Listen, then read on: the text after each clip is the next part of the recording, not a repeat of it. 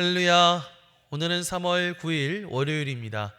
오늘도 정시매일 예배를 통해 경건의 일상을 살아가시는 우리 큰믿음 유신교회 모든 성도님들을 사랑하고 축복합니다. 다 함께 사도신경으로 우리의 신앙을 고백하며 하나님 앞에 나아가겠습니다.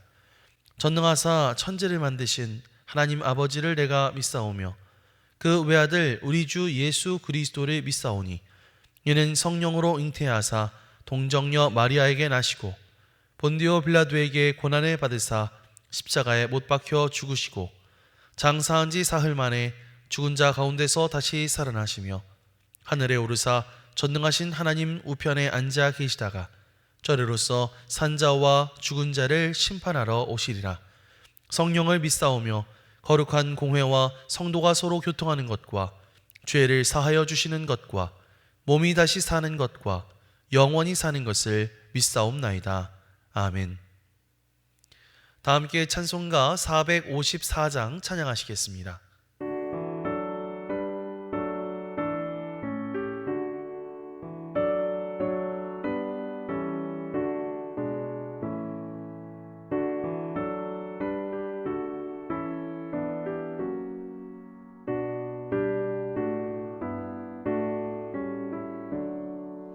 주와 같이 되기를 내가 항상 원하니 온유하고 겸손한 주의 마음 주소서. 세상에서 우리가 나 그대로 있을 때 주의 형상 닮아서 살아가게 하소서. 비록 작은 새라도 돌보시는 나의 주 나와 함께 계시어 나를 지켜주소서.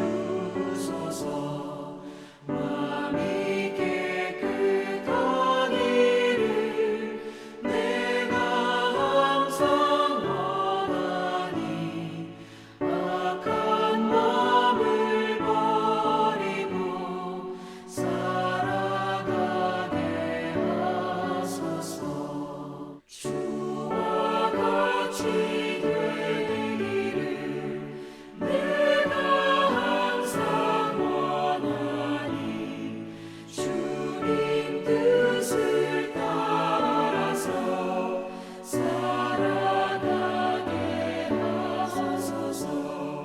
주 은혜로 거듭나 말씀 위에 굳게서 영원 무궁하도록 주와 함께 살리라.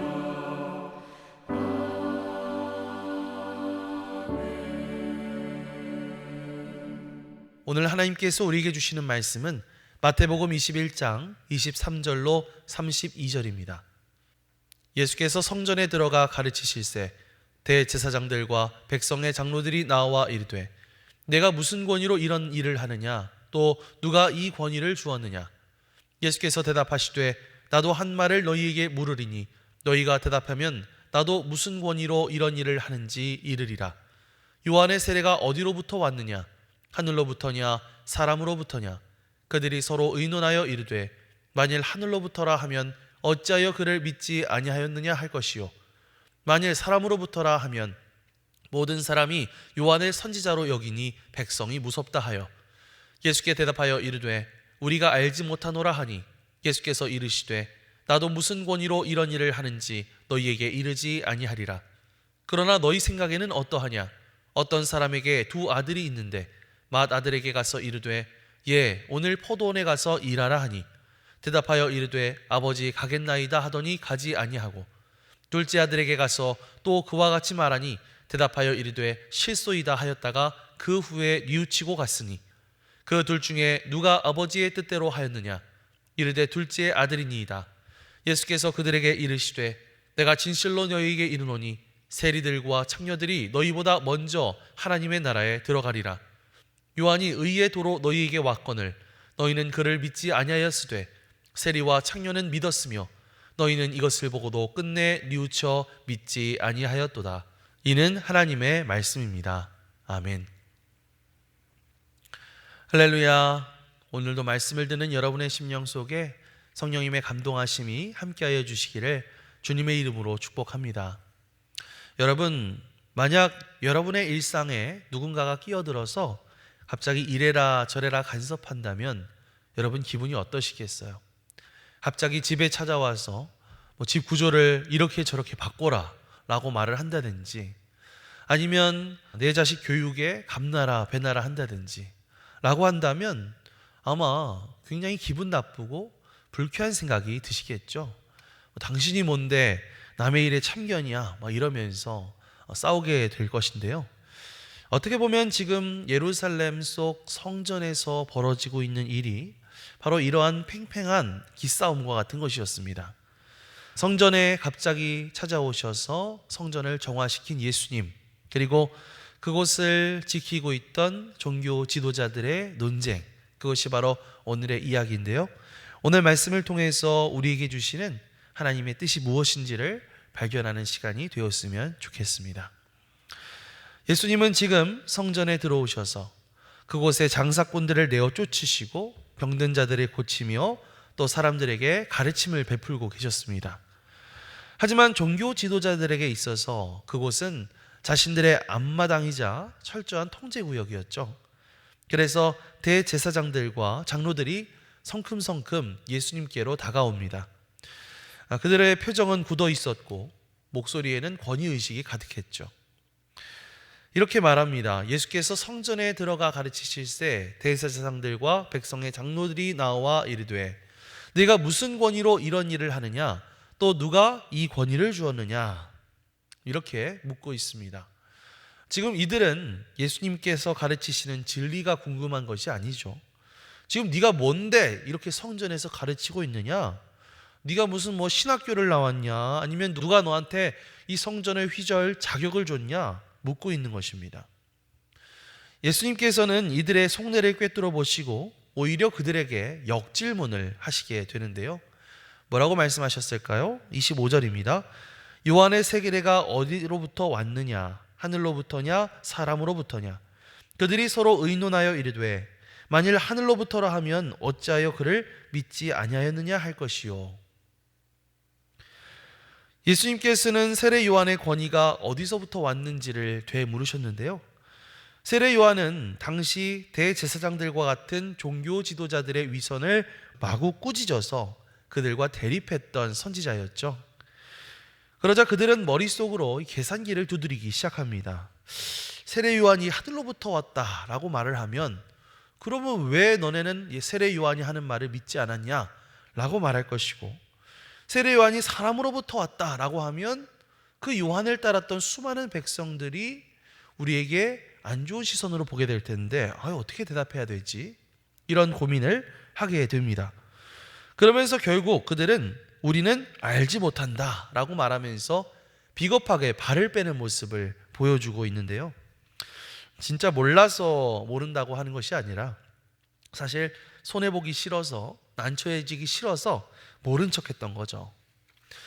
그런데 여러분, 우리는 이러한 종교 지도자들의 모습 가운데서 한편으로 우리들의 모습을 발견하게 됩니다. 어쩌면 우리도 하나님께서 우리에게 주시는 말씀 앞에서 마음속으로 계산기를 두드리고 있지는 않았는가 하는 것이죠. 때로는 설교 말씀을 듣다가 마음이 강하게 찔려올 때가 있습니다. 마치 하나님께서 나의 사정을 다 아시는 것처럼 그렇게 들릴 때가 있죠. 때로는 우리가 성경을 펼쳐서 말씀을 읽다가 나를 뜨끔하게 만드는 그런 구절을 만나기도 합니다. 그런데 그럴 때 우리는 그러한 말씀들을 그대로 받아들이고 회개하고 그렇게 하나님 앞에 나아가는 것이 아니라 이 종교 지도자들처럼 마음속으로 계산기를 두드리고 그러한 것들을 내 마음대로 합리화시키거나 내쳐버릴 때가 많다는 것이죠.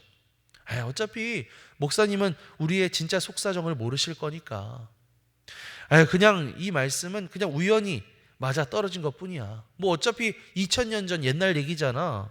이러면서 스스로를 방어하는 것이죠. 하지만 이것은 한편으로 우리가 가진 이 방어 기제 때문에 그런 것입니다. 이 방어 기제 때문에 우리가 그런 하나님의 말씀을 듣고 회개하고 주님 앞에서 변화될 수 있는 그런 기회를 얻게 되는 것이 아니라 오히려 내 자신의 지금의 잘못된 모습을 정당화시키고 변호함으로써 우리가 하나님 앞에 변화될 수 있는 기회를 차버리게 된다는 것이죠. 여러분, 그렇다면 우리는 어떻게 이 비겁한 방어 기제로부터 벗어날 수 있을까요? 바로 우리 마음속으로 하던 이런 계산을 잠시 멈추고 하나님과의 관계 속으로 들어가는 것입니다. 종교 지도자들은 지금 하나님과의 관계가 아니라 사람들의 눈치를 보고 자신들의 자리를 지킬 계산만 하고 있었죠. 어쩌면 우리도 마찬가지입니다.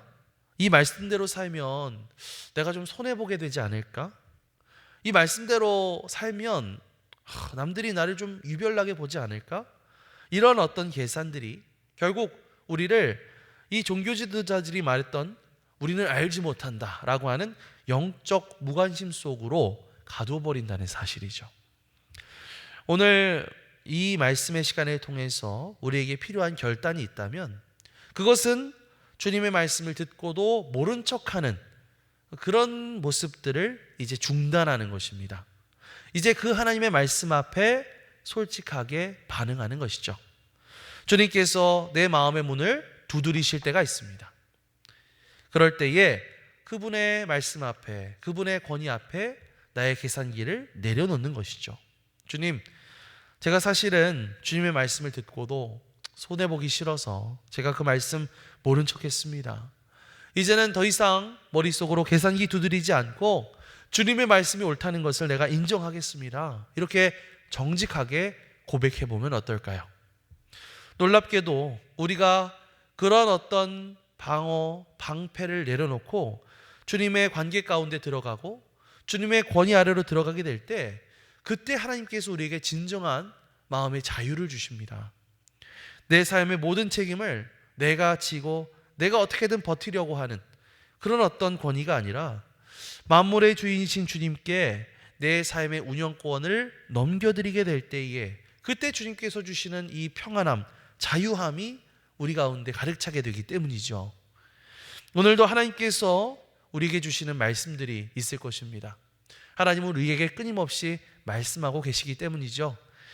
그럴 때에 우리가 주님께서 우리에게 던지시는 그런 질문들 가운데 자꾸만 변명하려고 하고 자꾸 뒤로 숨으려고 하는 그런 비겁한 인생을 살지 않게 되기를 바랍니다. 오히려 주님의 권위 아래에 우리의 솔직한 마음들을 내려놓고 정직하게 주님 앞에 나아갈 수 있는 저와 여러분들이 되시기를 바랍니다. 그래서 오늘 하루 가운데 우리들의 똑똑한 계산보다 주님의 그 선하신 권위를 더욱더 신뢰하면서 그렇게 주님 앞에 우리 자신을 맡기면서 솔직하게 나아가서 정말 세상에 줄 수 없는 그런 기쁨과 평안함을 누릴 수 있는 저와 여러분들이 되시기를 주님의 이름으로 간절히 축원합니다. 그러면서 예수님께서는 이어서 비겁하게 뒤로 물러나 있는 이 종교 지도자들에게 비유 하나를 들려주시는데요. 한 아버지에게 두 아들이 있었습니다. 아버지가 먼저 첫째 아들에게 가서 말하죠. 얘야, 오늘 포도원에 가서 일을 좀 도와다오. 이렇게 묻습니다. 그러자 첫째는 기다렸다는 듯이 아주 힘차게 대답을 하죠. 30절입니다. 대답하여 이르되 아버지 가겠나이다 하더니 가지 아니하고. 29절이구나. 아하, 죄송해요. 그러면 29절입니다. 대답하여 이르되 아버지 가겠나이다 하더니 가지 아니하고. 대답은 100점이죠. 아마 동네 사람들 다 듣도록 큰 소리로 네 아버지 걱정 마십시오 이렇게 씩씩하게 대답했을 것 같습니다. 그런데 정작 포도원에는 나타나지 않았다는 것입니다. 그냥 그는 말로만 순종을 한 거죠. 입술로는 아버지께 순종하겠습니다, 아버지 존경합니다 이렇게 말은 했지만 정작 그의 몸은 어때요? 그냥 편안한 소파를 벗어나지 못하고 있었다는 거예요. 여러분, 혹시 우리의 신앙생활을 돌이켜 봤을 때 우리에게 이 첫째 아들과 같은 모습은 없었는지요? 예배 시간에는 아멘, 주님의 뜻대로 살겠습니다, 누구보다도 크게 찬양하지만 교회 문을 나서는 순간 내 뜻대로 돌아가는 그런 모습은 없었나요? 원수를 사랑하라 말씀을 듣고 아멘, 그렇습니다, 제가 모든 사람을 제가 사랑했습니다 얘기해 놓고 집에 가서는 여전히 내 가족들에게, 내가 만나는 사람들에게 가시돋친 말을 내뱉고 또 미운 마음과 시기 질투의 마음으로 이웃들과 동료들을 대하지는 않았습니까? 말은 참 번지르르하게 잘하면서 실제 삶의 현장인 포도원에는 근처에도 가지 않는 그런 말뿐인 신앙에 갇혀있지는 않았는가? 우리의 신앙의 현실을 한번 돌아봤으면 좋겠습니다. 자, 그런데 이번에는 이제 아버지께서 둘째 아들에게 갔습니다. 아버지가 똑같이 명령을 하죠. 얘야, 포도원에 가서 일 좀 도와다오. 그런데 이 둘째 아들이 굉장히 버릇없게 대답하는 거예요. 싫어요, 제가 거기 왜 가요, 이렇게 얘기를 하는 거죠. 그런데 잠시 후에 아주 기막힌 반전이 있습니다. 예수님께서 뭐라고 말씀하셨어요? 그 후에 뉘우치고 그 둘째 아들이 포도원에 일하러 갔다는 거예요. 여기서 뉘우친다라고 하는 것은 단순히 그냥 감정적으로 아우 내가 잘못했네, 아우 미안하네, 죄송하네, 이런 것을 넘어서서 가던 길을 돌이켜서 실제로 포도원으로 들어가는 그런 의지의 결단을 말하는 것입니다. 30절 읽어볼게요. 둘째 아들에게 가서 또 그와 같이 말하니 대답하여 이르되 실소이다 하였다가 그 후에 뉘우치고 갔으니. 자, 여기서 만약 여러분들이 여기 이 아버지의 입장이라고 한다면 누가 더 대견하시겠어요? 첫째 아들일까요? 둘째 아들일까요? 네, 당연히 둘째 아들이 더 대견할 것입니다. 뒤늦게라도 뉘우치고 아버지의 뜻에 순종했기 때문이죠. 예수님께서는 이 비유를 말씀하시고 끝에 아주 충격적인 선언을 하고 계십니다. 31절과 32절 읽어볼게요. 그 둘 중에 누가 아버지의 뜻대로 하였느냐? 이르되 둘째 아들이니이다. 예수께서 그들에게 이르시되 내가 진실로 너희에게 이르노니 세리들과 창녀들이 너희보다 먼저 하나님 나라에 들어가리라. 요한이 의의 도로 너희에게 왔거늘 너희는 그를 믿지 아니하였으되 세리와 창녀는 믿었으며 너희는 이것을 보고도 끝내 뉘우쳐 믿지 아니하였도다. 예수님이 뭐라고 말씀하세요? 세리와 창녀들이 너희보다 먼저 하나님 나라에 들어갈 것이다. 세리와 창녀들은 그때 당시 유대 사회에서 가장 죄인으로 취급받던 사람들이었는데요, 어떻게 보면 이들은 처음에는 하나님께 싫어요 하고 제멋대로 살던 그런 어떤 사람들이었죠. 하지만 그들은 이 세례 요한이 와서 말씀을 전할 때에 또 예수님께서 오셔서 복음을 전하실 때에 그 말씀을 듣고 가슴을 치면서 포도원으로 갔다는 거예요. 반면에 이 대제사장들과 장로들은 마치 첫째 아들처럼 성전 문턱만 열심히 드나들고 또 하나님 말씀에 굉장히 순종하는 것처럼 하면서도 정작 그 마음을 제대로 돌이킨 적은 없었다라고 하는 사실이죠.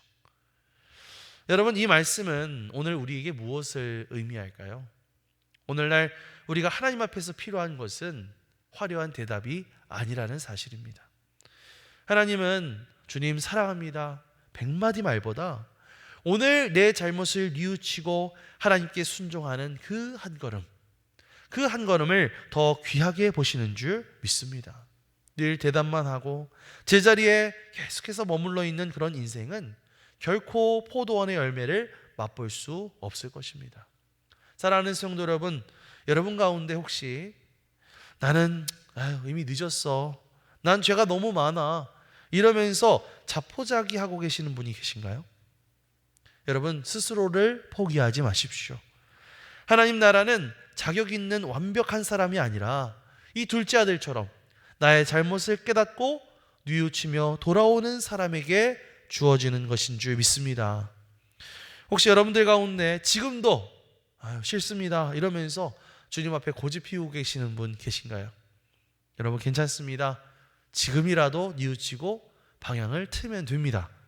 그 돌이키는 발걸음이 세상에서 가장 아름다운 순종이 될 것이고 하나님을 가장 기쁘시게, 하나님을 춤추시게 하는 찬양이 될 줄 믿습니다. 오늘 하루를 살아가면서 주님, 제가 잘못했습니다. 이제는 내 뜻이 아니라 하나님의 말씀대로 살겠습니다. 이렇게 고백하면서 우리의 발걸음을 포도원으로 트는 그런 저와 여러분들이 되시기를 바랍니다. 그 좁고 무거운 순종의 길 끝에서 하늘 문을 여시고 부어주시는 풍성한 생명의 은혜가 여러분 모든 가정과 일터 가운데 가득하여 주시기를 주님의 이름으로 간절히 축원합니다. 아멘. 기도하겠습니다. 사랑과 은혜가 풍성하신 하나님, 감사를 드립니다. 오늘 말씀을 통해서 우리의 신앙의 모습을 다시 한번 돌이켜보게 하심에 감사를 드립니다.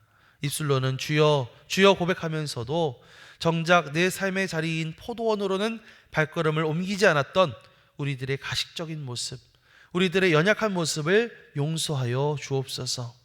싫습니다. 고집 피우면서 주님의 마음을 아프게 했던 지난 날들이 있습니다. 주님, 이 시간 진심으로 뉘우치오니 이제는 가던 길을 돌이켜서 주님이 원하시는 순종의 현장으로 나아갈 수 있도록 인도하여 주옵소서. 화려한 말잔치보다 묵묵히 땀 흘리는 그런 순종을 귀히 여기는 주님을 닮아서 오늘 만나는 모든 이웃들에게 사랑과 화평의 실천을 드리는 복된 하루 되게 하여 주시옵소서. 감사드리며 예수님의 이름으로 기도드리옵나이다. 아멘. 하늘에 계신 우리 아버지여, 이름이 거룩히 여김을 받으시오며 나라가 임하시오며 뜻이 하늘에서 이루어진 것 같이 땅에서도 이루어지이다. 오늘 우리에게 일용할 양식을 주시옵고 우리가 우리에게 죄 지은 자를 사하여 준 것 같이 우리 죄를 사하여 주시옵고 우리를 시험에 들게 하지 마시옵고 다만 악에서 구하시옵소서. 나라와 권세와 영광이 아버지께 영원히 있사옵나이다. 아멘.